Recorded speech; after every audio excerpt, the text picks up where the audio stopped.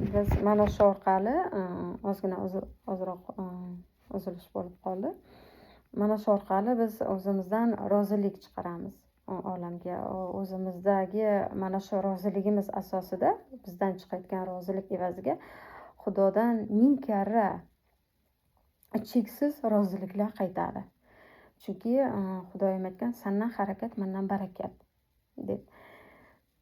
Bizdan harakat mana shu o'zimizdagi egoimizni, nafsimizni quli bo'lmasdan uni boshqarish, uni chiroyli boshqarish asosida biz o'zimizdan hayotdan rozilikda, minnatdorlikda yashash pozitsiyasiga o'tamiz. Bu sokinat hisoblanadi. Bu daraja boshqacha daraja. Bu darajada biz o'zimizdan mana shu rozilik, minnatdorlik, sevgi, bandalarga bo'lgan chiroyli gumon. Sevgi degani bu bandalariga chiroyli gumon. Allohning har bir yaratgan bandasiga chiroyli gumon qilish bu sevgi hisoblanadi. Mana shu sevgi asosida, rozilik, minnatdorlik asosida yashash bu boshqacha daraja hisoblanadi. Juda ham men hozir o'zim shu etapdaman, shu darajadaman. Hamma bandalari go'yoki meni xizmatimda. Mendan Alloh xohladiki, mana shu mendagi bor negativlarni pozitivga o'zgartirish, hayotga mendan yaxshilik, hayotga meni quvvatim kerak ekan, meni energiyam kerak ekan, mana shu energiyani men orqali evolyutsiya qilish orqali shu vaziyatlarni beryapti. Yana bir nima bor, vaziyat bizga hech qachon o'zidan o'zi kelmaydi. Ya'niki bizning mentalitetda bor, bu sinov deydi bizda. Aslida sinov, meni fikrimcha, sinov bu yo'q narsa. Sinov bu sarob desak ham bo'ladi.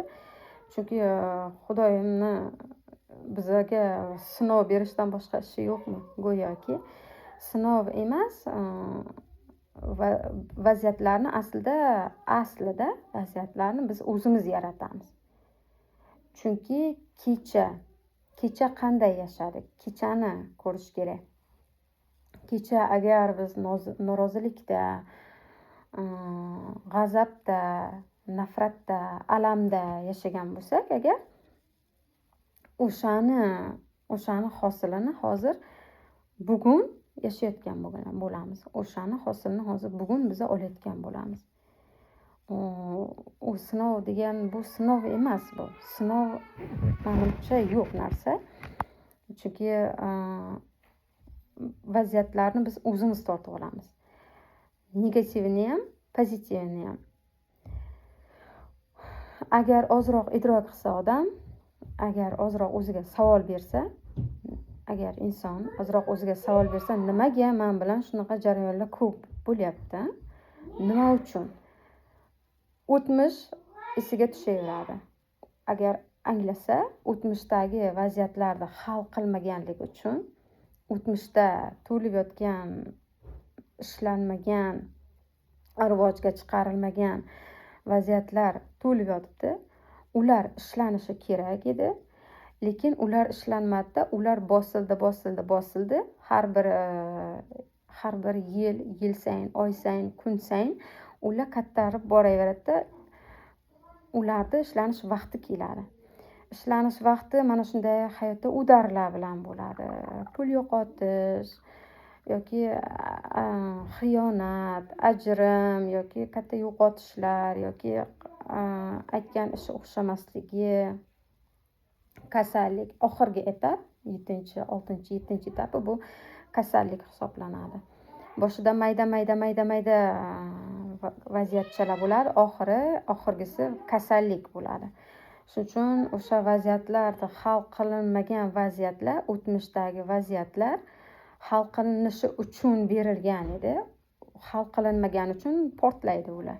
Shuning uchun har bir vaziyat bizga hal qilinishi uchun beriladi. Hal qilinmadimi, u hech qayerga yo'qolmaydi. O'sha uni tagida yotibdi o'sha negativ emotsiyalar. O'sha emotsiyalarni biz ishlashimiz kerak. Ishlanmagan emotsiyalar bir kun kelib o'zini natijasini beradi, o'z hosilini beradi. Ana shu hosillar biza bugun yeyotgan narsalarimiz, ana shu o'sha hosillar. Biza bugun ko'rayotgan natijalarimiz o'shani hosili hisoblanadi. Shuning uchun bu yerda Xudoga yomon gumon qilish kerak emas. Sinov bo'ldi, unday bo'ldi, bunday bo'ldi deb. Shuning uchun o'tmishga bitta qarash kerak bo'ladi. Yod olish kerak bo'ladi. Men qayerda nimani hal qilmadim? O'sha yerda shuni hal qilmagan ekanman. Yoki onamga bo'lgan vaziyat yoki onamga norozilikni hal qilmagan ekanman. Unga bo'lgan rozilikni hal qilish orqali bizada rozilik vaziyatlari yuzaga kelishni boshlaydi.